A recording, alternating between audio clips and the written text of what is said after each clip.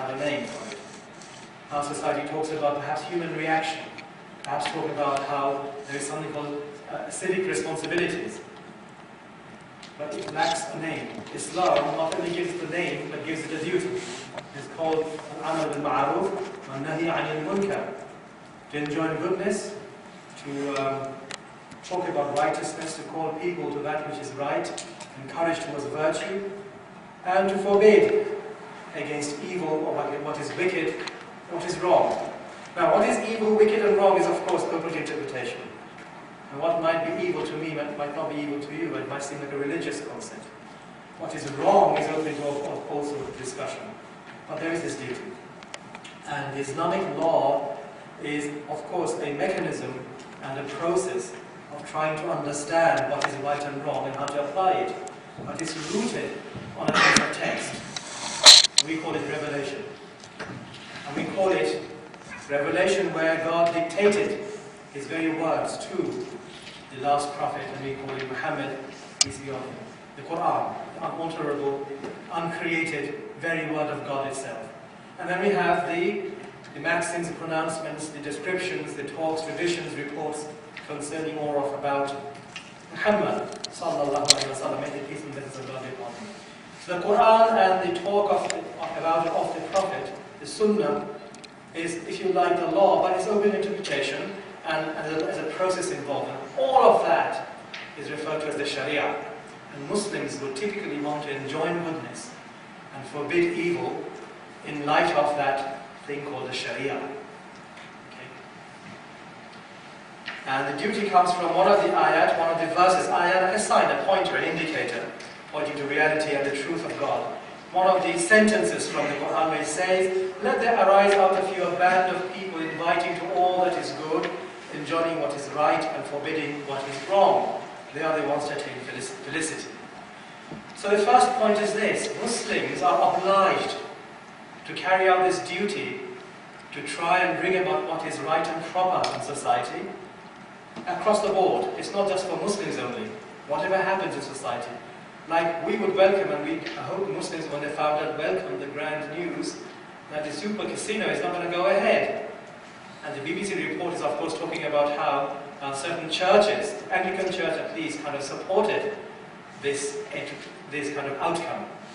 Rather than Muslims, all Muslims should welcome it. Of course, not all good news. They have 16 other mini casinos going on. But again, be that as it may, I mean, it's not a super casino, it's not something super wrong, something less wrong. And less evil is always better than more evil. So Muslims have a duty, and they will try and implement that. That means they're going to be active. Now, if that duty is misunderstood, and what is right and wrong is misunderstood, and the priorities are wrong, and on top of that, if the means and methods to bring about the change for the better is also wrong, or ill-advised, to say the least, but even sinful, then we have a problem. And that's where terrorism or atrocities and things like that, injustices, derive from the Muslims, as far as Muslims are concerned. And also we are told in the Quran, there are 7 places in the Quran, 7 places, there are 7 references in the Muslim holy text, the Quran, the scripture, where this duty is referred to as a complete phrase, enjoining goodness, forbidding evil. And we can very quickly go through that, very quickly, just to show the context in which it operates. And first of all, trying to establish that principle in life makes us the best of people. So it's a way for Muslims to become good before God. We're accountable, individually accountable to God, we believe, on the Day of Judgment. And whatever we do brings about a consequence in this life and the next. And we want to be good, want to be counted as good people, upright people. And who should count us amongst the upright people first and foremost? To Muslims, that is God. And the Quran tells us from the context that to do this duty, if we do it properly, makes us the best people. And who does this thing? Another reference talks about in the context of those who believe in God and the last day. So it is part of our accountability. How do we do it? The third reference talks about they should do it according to the way of the final messenger of God, Muhammad, and the peace and blessings of God be upon him. Why do they do it? Because they want to protect one another. From what? From trouble, from unhappiness, from misery, from injustices, from oppression, from exploitation. But that's the fourth reference, protectors of one of another. What are the characteristics of people who carry out these duties? And that's where we have to sometimes focus when we are dealing with creeping radicalization and those who are already radicalized. That's an internal kind of Muslim affair when they're talking to people who are perhaps a little bit gone wayward. The characteristics of such people should be they are full of repentance, they should have humility, they need to have due modesty. They are the ones who are given to praising God. They're not mucking about and trying to have like a good time and at the same time trying to just seek satisfaction for revenge, driven out of vengeance. They praise God. They establish prayer, the sixth reference says. They're devout. They give regular charity. Charity is not given in a vacuum. And we are asked to become intelligent. And God loves that His people are helped. So when we talk about they are given to charity, it doesn't mean they're only just spending money, blindly just dropping money into some charity tin. They try to evaluate what are the needs of society. They become engaged, involved in reducing sufferings of people. All types of benefits they try to bring. And finally, the seventh reference talks about they are patient. People who are enjoining goodness, forbidding evil, they are patient. Not only self-restrained and putting up with harm, but they are taking their time and doing things step by step and wise about how to bring about changes. So that duty is what I believe is somewhat misunderstood, and people with misplaced enthusiasm, again driven by rage or anger because they're frustrated or what they're aware of regarding what's happening in the world, to Muslims or otherwise, they end up misunderstanding and doing this type of thing. But the point is we need to understand who are the people who should be doing it. Because whether we talk about jihad, and I hope that there will be questions about jihad, jihad unqualified undoubtedly means fighting with a sword in the hand, or fighting in a warfare. In the linguistic sense, and then built around it, you can talk about striving and sacrificing and getting involved in all types of activities to purify the soul, even charitable work. Unqualified jihad in context in the Quran and Sunnah automatically will mean fighting. So when we're talking about fighting, whether we're talking about simply just correcting people of their errors or bringing about beneficial change, the question remains who are supposed to do it. And jihad is actually a kind of a greater form or ultimate expression of the pinnacle of enjoining goodness, forbidding evil.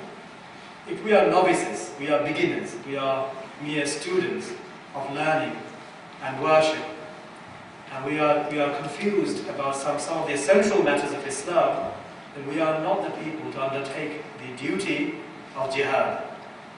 That's what I'm trying to say. But there is a rule in Islam, and this is what the scholars of Islam had mentioned in the early days. It's not so much emphasized anymore, unfortunately. If we go back to classical sources, we will find the scholars typically would limit the enjoining of goodness and forbidding of evil that involves violence or physical activity to those with authority. It has to be those who have authority. And a simple way to understand that would be myself. If I was to discipline my sons and daughters with a slight, smack, politically incorrect to say so, well, I may have the right to do so because I have authority as a father. You certainly would not be appreciated if you came to my house and then slapped my kid, even though he's misbehaving, because you don't have authority. You have a right to complain and ask me to discipline my ill-behaving child, and you can't slap him. At the first instance, anyway. The court may implement punishments, penal codes. That's how it is. From scholars, they say anything which involves a physical activity, something which merits punishment and the punishment is meted out, it must be done with authority. And jihad is, of course, not a picnic, blowing up people or in combat trying to shoot at the enemy. These are things which are of ultimate responsibility, must be sanctioned by authority, and those who do it are engaged so because due authority is given to them. There needs to be a proper chain of command and structure an infrastructure in place. Because the aim is to be, of course, to bring about justice and to prevent any kind of injustice during that process. And the scholars would say the only people who should be actually using their mouth to enjoin goodness, forbid evil, are the scholars. So people like ourselves perhaps should not even be talking, except of course that which is within our ambit, within our domain, that we have learned something, we know something what we're talking about, and we stick to that. We don't go beyond it, don't philosophize, don't try to interpret. And what is there we have understood and know, we can pass it on. That's your teaching. So typically, the enjoining goodness, forbidding evil, when it comes to instruction, happens from scholars. Something which does not take place anymore in that way. Everybody is a self-made and self-styled, self-spoken scholar, including myself. And thirdly, there are those who should feel that it is wrong in their hearts. They should understand when something's wrong happening, that it's bad, it's not liked by God. If we are Muslims, we should feel that way. It's something we don't want in our society, wish it wasn't there, wish something could be done about it, and so on. Feel that, and they should be the majority of the people. Nowadays we find those who are supposed to silently understand that something is wrong and feel an emotion are the very ones who undertake actions which are not to do with just even instruction, teaching, but actually violence. So they have self-promoted themselves from not even being a proper human being as a Muslim to someone who has no authority, who haven't understood, and thereby the extremism comes along. That's why the Prophet, peace be on him, always discouraged Muslims from being extreme. And said, be patient, take your time, and this religion is a religion of worship and about God. God will not tire of your worship. You might get tired of Him. So excessive worship is not good. Same way, excessive zeal is not good. This person convicted today was referred to as a Muslim zealot. That means there's a lot of zeal. Zeal for what? Driven by ignorance and foolishness. And that's not the type of zeal we want. Anyway, that's the second point. That enjoining goodness, forbidding evil is a duty, often misunderstood, misapplied. People take matters into their own hands. By doing so, they do wrong to themselves first and foremost. They flout the discipline of Islam, they disregard due modesty, and of course neglect how the process should be applied properly. They become arrogant, self-righteous, and there are those who are not only mistaken, they are sinful before God, but they actually carry out violence in that process. They don't have authority. They might lack knowledge, and they're certainly not behaving as a student. The third point I'd like to bring about in the context of this discussion or talk is justice. Once somebody came and asked the Messenger of God to summarize the whole of Islam in a few words. He hasn't got much time. He said, tell me in a few words everything about Islam, the essence, its ethos and so forth. What is it? What is Islam? How do I understand Islam in a few words? And as you might expect, the Prophet, peace be on him, directed the inquirer to chapter 16, verse 90. إِنَّ اللَّهَ يَأْمُرُكُمْ بِالْعَدْلِ وَالْإِحْسَانِ وَإِيتَاءِ ذِي الْقُرْبَى وَيَنْهَى عَنِ الْفَحْشَاءِ وَالْمُنكَرِ وَالْبَغْيِ. That ayah. Allah commands justice, the doing of good, the liberty of kith and kin, and He forbids all shameful deeds. Chapter 16, verse 90. So that is Islam in a few words. The Muslims, they might have justified anger and grievances. They might have reasons to feel upset and why they need to, for lack of justice being available, take matters into their own hands. They still have to be loyal and do justice to this verse. So as a Muslim, according to the definition from the Prophet, God commands justice. How are we going to uphold that principle of justice? He commands the doing of good. Good, ihsan. And ihsan is to do one's best, to be beautiful. And it's common knowledge amongst people of knowledge in Islam that if the heart is not beautiful, it cannot emanate beauty. To seek out beauty is a godly thing to do. It's the type of righteousness which every Muslim is obliged to cultivate in life. How are we going to do that? Manage it, bring it about? Then one can just react. One can just, on a spontaneous basis, react. But a Muslim should temper his soul and should try and understand the issues and then know how to move forward. How is he going to do that? If he's going to jump to a series of actions or a plan of action which ends up in a lot of tears, heartaches for people. So no death is enjoyable. Even in a just war, when people get killed, opponents from either side of the combatants get killed, is not a happy occasion. And the human heart should not enjoy death of anyone, even the enemy. It's a human life, it's sacred. Perhaps we have become so inured by all the injustices and oppression and bad things we do to each other, we have stopped appreciating human life.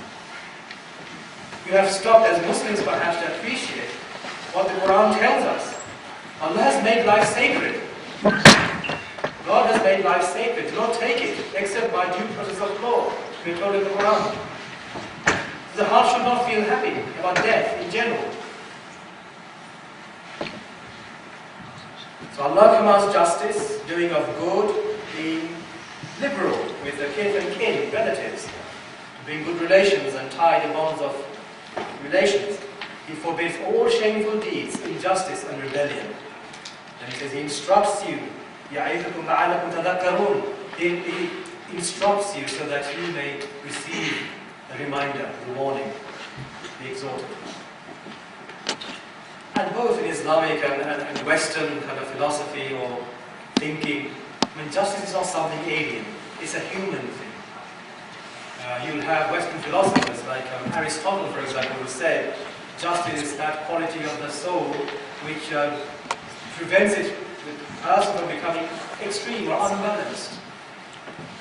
Plato would talk about how it is a trait to bring about a balance, not becoming too much or too little in anything. It's a virtue we'll talk about in relation to virtue. And justice is a collective obligation in Islam. It's a collective obligation. That means if some group of people, and I'm going to turn it upside down, if some people are committing injustice amongst Muslims, they are causing injustices, then it becomes the duty of everyone to make sure something is in place to stop those people and prevent that from happening again. Normally the way we understand it is as long as some people carry out justice, we are all absolved of accountability. Some people were empowered to and helped to bring about justice in every field. Let's turn it the other way around. If some people from the Muslims are committing injustice, then it becomes primarily the duty of the Muslims to root that out, prevent it from happening, and catch the perpetrators, re-educate them, punish them, forceful decide. So the phenomenon of terrorism is not new. In fact, a report, I forgot the source now, a report that came out last year talked about 500 odd terrorist incidents took place in Europe, of which only one was perpetrated by Muslims. Only one. And no death was caused by that. The majority of the terrorist activities are low scale, low caliber, so they don't get reported. Majority of suicide bombers today are still not Muslim, they are tried. The first suicide bomber was not a Muslim, it was a Christian, Palestinian, a Lebanese target in Lebanon against the Americans. And the whole thing started after the first Gulf War. It's a recent phenomenon, suicide bombing, at that scale and that time. And there are works done which explain to us why and how it happens. What type of people. The point is, terrorism is something which is found amongst Muslims. And if that is the case, we have a duty as Muslims to root it out, not deny it. Because as Muslims, we should understand justice is the supreme goal and objective of Islam. These are the statements, we have many statements from one of the scholars called Ibn al-Qayyim. Justice is the supreme goal and objective of Islam. Now, in order to bring about justice, we may end up doing injustice ourselves. That's the problem. And one of the Imams of Hadith, he's a compiler and a scholar. He kind of sifts through traditions and authenticates them, and he puts them together in a collection. His name was Bukhari, and he was also not just a collector and sifter, he was also somebody well versed in jurisprudence. And he collected a hadith, a narration, where he says sometimes the one who is stolen from becomes worse than the thief. Sometimes people who have lost something become worse than those who mugged them in the first place, become greater criminals. And Muslims ought to be aware of that. Muslims ought to be aware of that. It's like Nietzsche once mentioned, a German philosopher, he once mentioned, in order to fight monsters, we have to make sure we don't become monsters ourselves. And some of these half-baked, modernist, young, urban living Muslims from the middle class, often well-educated, who are detached from any proper culture, they become monsters, worse than the very demons that came to haunt them. And they are your modern Muslim terrorists living in Europe and elsewhere. So that is my fourth point of justice. And Ibn Qayyim also mentioned, this scholar, any path that leads to justice is deemed to be in harmony with the Sharia, with the law that I mentioned. So here's one verse from the Quran, chapter 4, verse 105. We have not sent down to you the book in truth, except that you may judge between people as guided by God. So don't be used as an advocate by those who betray that trust. Those who betray that trust. So to be a Muslim is a trust, to uphold justice is a trust, to enjoin goodness, forbid evil is a trust. So certainly the idea of terrorism being sanctioned or supported by Islam is not only foreign or alien to it, it's actually something satanic. And suicide bombing or otherwise, terrorism thrives because there's a certain type of aura attached to it, because some people will accord it glory. And what Muslims need to do and understand is nothing glorious about being a criminal. It is an outright criminal activity. You have right to complain, and there are even freedom struggles going on in the world. There are cases against occupation. There are cases against indignity and human suffering.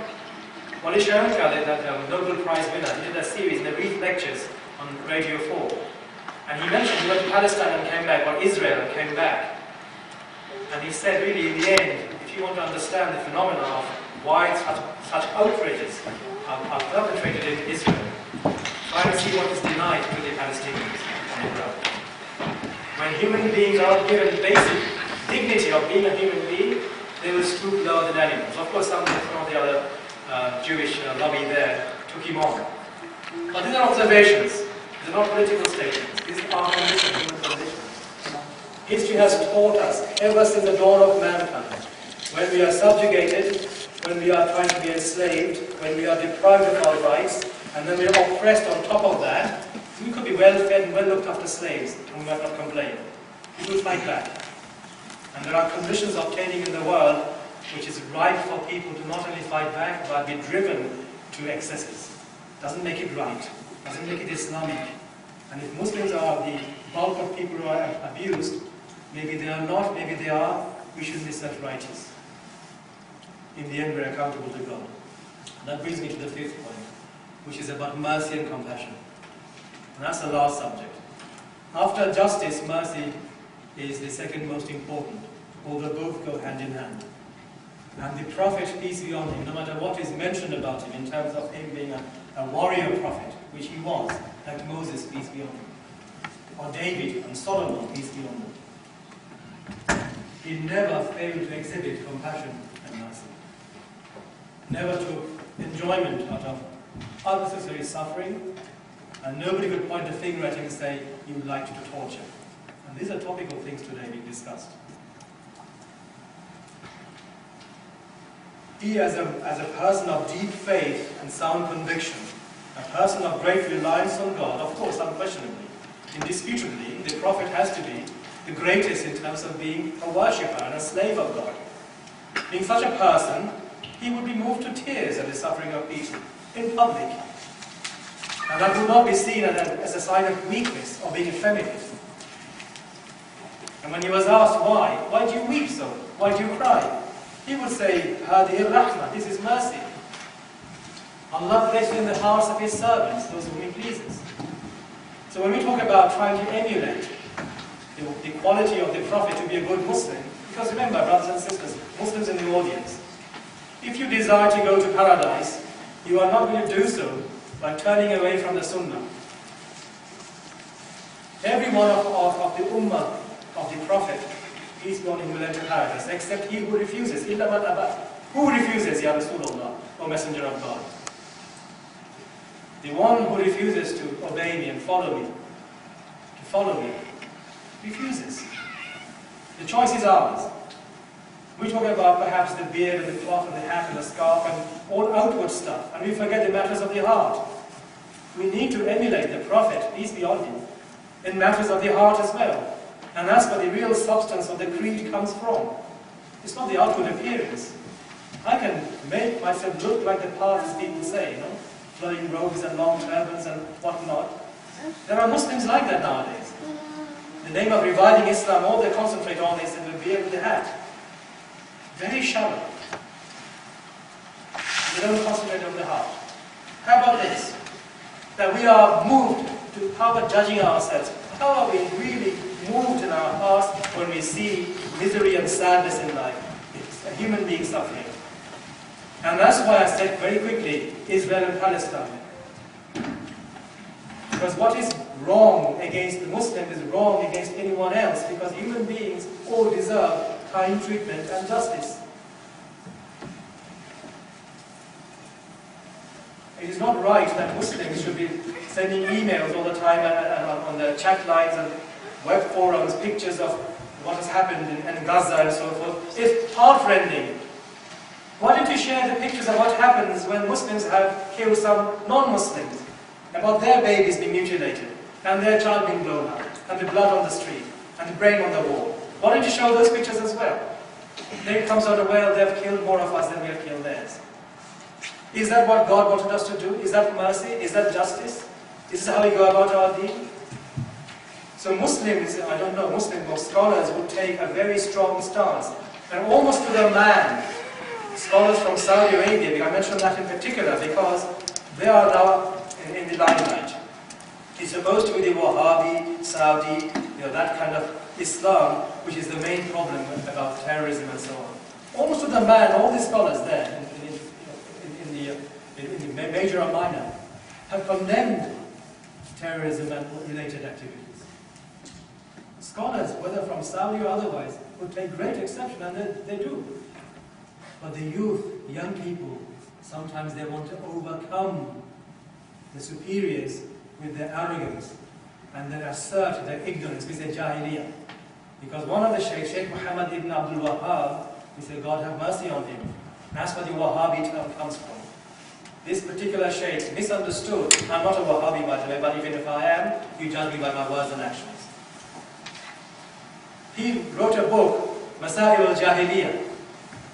In there, very clearly points out one of the fundamental characteristics of Jahiliyyah, ignorance, is not to listen to your teachers and your elders, your superiors, and dismiss the scholars and become extreme with your own, and make up your own mind and work on vengeance.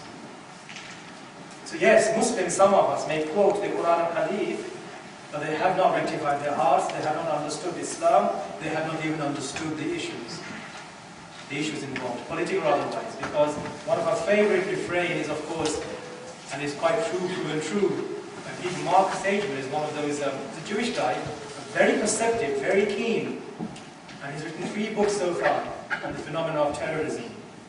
There's Robert A. Page. He has studied terrorist incidents and those would-be suicide bombers and so forth. They've done great work. A lot of research has been going on, and they try to be even-handed. Not prejudice, it's academic studies. And they show that in the end, what happens is Muslims and people, they begin to become extreme only because they manage to cut themselves off from mainstream. They have a problem, psychological problem. And the typical symptom of a depressed psychological maniac, you withdraw from society, become reserved, you are depressed, everything is in grey, and you become suicidal. And you can just kill yourself because your lover jilted you, or you could kill yourself because, oh, what can I do about Afghanistan and Iraq? But they all say one of the primary reasons why the terrorism comes amongst Muslims is because of Iraq. It's because of Iraq. And Robert Page's study shows it's not just occupation by a foreign enemy, because when the Indians went into Sri Lanka, Indian army at one point, the Tamil Tigers stopped their suicide activities and fought back but didn't commit suicide activities. It's not just the occupational army, when the occupational army happens to be of a different faith. So there are studies, there are reasons why these things happen. And God has said, the Prophet mentioned, peace be on him, Allah will not be merciful with whoever is not merciful with the people. And Sheikh Muhammad al-Wahhab also in that list, few hundred characteristics he listed, he mentioned. And one of these traits is, of course, they will condemn the innocent, ignorant people. And they will make the innocent people pay for the crimes of others. It's clearly listed there. So a terrorist, whether it was from the IRA or from the Shining Path, Glory, whatever, in Argentina or whoever, the Maoist in Nepal, or the Red Army used to be in Germany, whoever, the Bader-Meinhof, and now today, of course, whoever, Bin Laden's group and whatever, Al-Qaeda, they say, whoever, nameless leaders or not, they are sinful people. They are horrible people. They have lost touch with the humanity. They have lost their souls. And if they're coming from Islam, then they have lost the understanding of Islam completely. They're pure criminals. Pure criminals. The Prophet said, I was not sent as a curse. I was sent as a mercy. And that's in the Quran, as we Muslims will know. Mercy to the worlds, everyone, every community. And the Quran tells us even the animals, the birds, the bees, the insects, the worms, they all form communities, ummah. So how do we actualize that? How are we supposed to now become Muslims who are trying to be good before God to go to paradise, eternal happiness, and we are not able to function on that footing? That how am I supposed to be merciful even to the animals? Wanton destruction was never sanctioned even at the height of jihad. Wanton destruction, cutting down fruit trees, burning orchards, just killing cattle, was never sanctioned. God says in the Quran, we did indeed offer the trust to the heavens and the earth and the mountains, but they refused to undertake it, being afraid of it. But man undertook it. He was indeed unjust and foolish. So one of the companions, Ibn Abbas is his name, son of Abbas, may God be pleased with both of them, him and his father. He was asked, what is this? Trust that the heavens and the earth, creation did not undertake, but mankind took, meaning Adam, peace be on him, took it on board. What is this trust? So he said, when Adam asked God, what is this, O Lord? What does it entail? What does it involve? God told him, if you do good, you'll be rewarded. If you do evil, you will be punished. People cannot do evil in the name of God. People cannot do it in oppression and say, I'm doing it for justice. Any means will not suffice, will not do. The means have to be correct. And if the means are not available, the Muslim have to be patient. Sometimes restraining even the tongue, let alone the hand, is an act of virtue and carries great merit, even not to strike back. One of the traditions tells us, even when fratricidal war breaks out amongst Muslims, and somebody comes to kill you, cover your face if you're afraid to look at the shining sword. Don't strike back and become guilty of killing another person. You are an innocent victim about to be murdered. Even then, if you can, resist and just let yourself be killed, but you're afraid of looking at your killer, then cover your eyes. Sometimes, even just to sit there and be killed is an act of virtue. Let alone go, when people say we just go and we just blow people up and we'll do whatever and select targets and justify, that's a paganistic thing to do. Paganistic means an ignorant thing to do. When people justify, say, well, they're all part of the enemy, aren't they?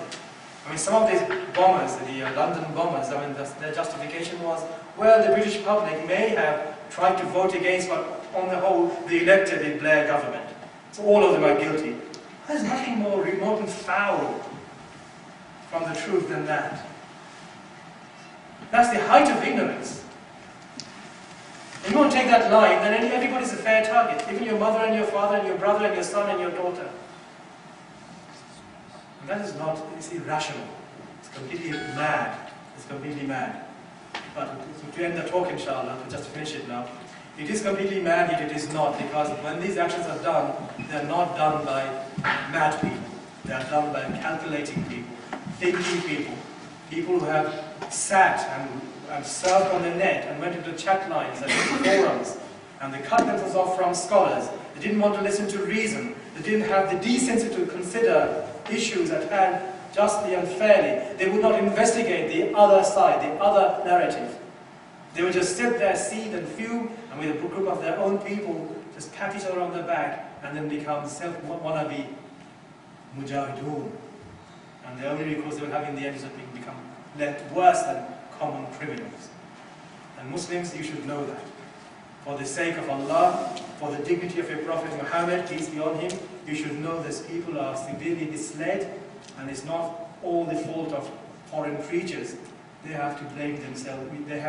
Blame goes to them as well, because they had their minds. They had their own minds. They calculated. So in short, Ibn Qayyim said, the way the slaves treat Allah's creation, Allah will treat them in the same manner. So mercy is a large subject. We are talking in a political context.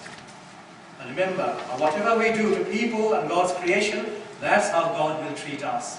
So when that person says, well, I'm going to kill myself and blow other people up and I'll go to paradise and take them with me as well, you're daydreaming. Suicide is categorically forbidden. And there's no way to justify it. Anger, of course not. Pain, no. Love of God, that's nonsensical.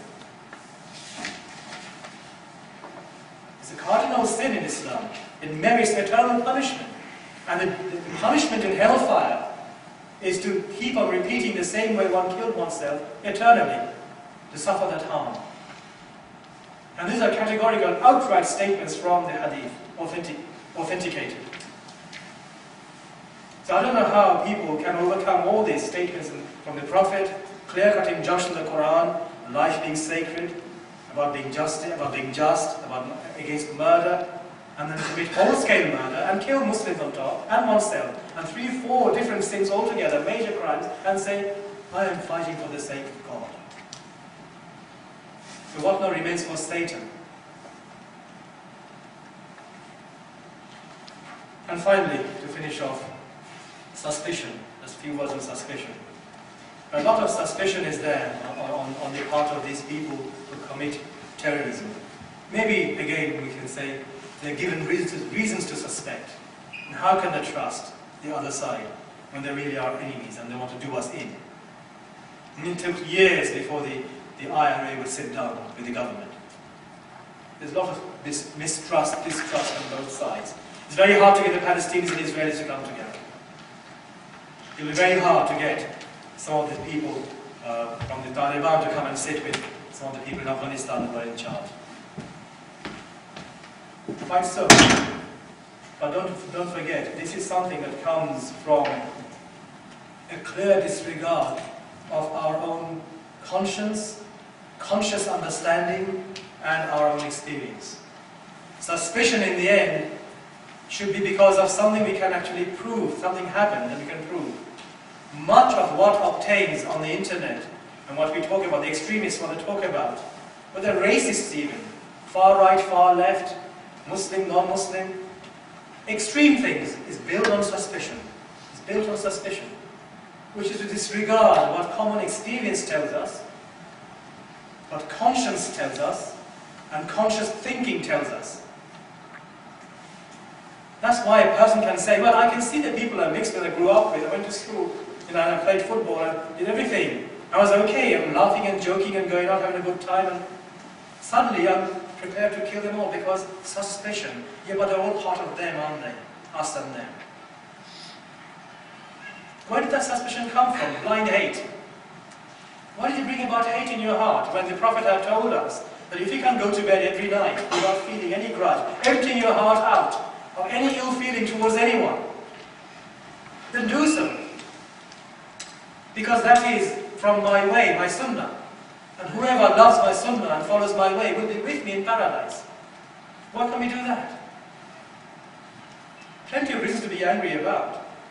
There's a right way of expressing anger, a right way to register protest, a right way to do everything. And Islam teaches that. Islam teaches that very, very clearly. But don't forget the hadith where the Prophet had mentioned, alayhi salatu salam, when he was asked who is a good Muslim and who are the best Muslims. There are two narrations. Who is a good Muslim and who are the best of Muslims? He said, one from whose hand and tongue other Muslims are safe.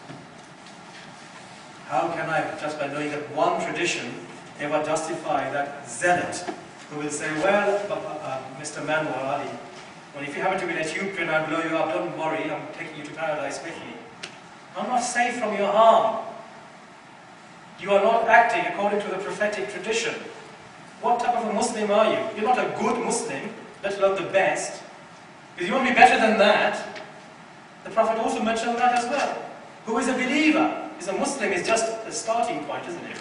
It's the entry level, the bottom rung of the ladder. We have submitted, a Muslim. So who is a mu'min, a believer? One from whose hands and tongue everyone is safe. Not just Muslims, everyone is safe.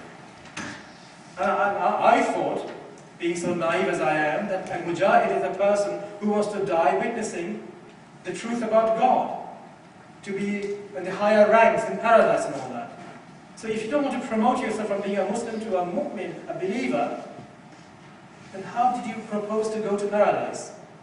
Well, that's it, isn't it? Shortcut by committing crimes. If you had sense, you would just laugh at that. And if you had sense, you would call the police straight away about such a person. If he's in a community.